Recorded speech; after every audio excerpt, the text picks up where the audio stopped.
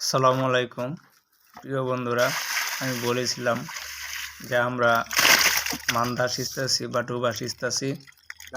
ডুবা সেচার পরে মাছ ধইরা এখন কিন্তু আমরা এই মাছগুলো ধুইতেছি। দেখতে পারতেছেন আমরা মোটামুটি বেশ কিছু মাছ পাইছি।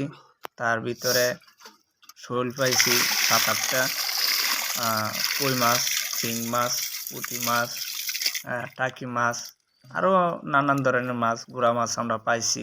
এই গুড়া মাছগুলো আপনাদের এখন দেখালাম না। গুড়া মাছগুলো বালতিতে রাখছি। আর এটি হলো বড় মাছ। এখন তো মাছের সময় শেষ, বিল শুকিয়ে গেছে, এরপরে আমরা এগুলো পাইছি। আলহামদুলিল্লাহ, আমরা অনেক শুকরিয়া আদায় করছি আল্লাহর কাছে যে আমরা এই সময় মোটামুটি অনেকগুলো মাছ পাইলাম। যদি ভিডিওটা ভালো লাগে অবশ্যই শেয়ার করে অন্যকে দেখার সুযোগ করে দিবেন।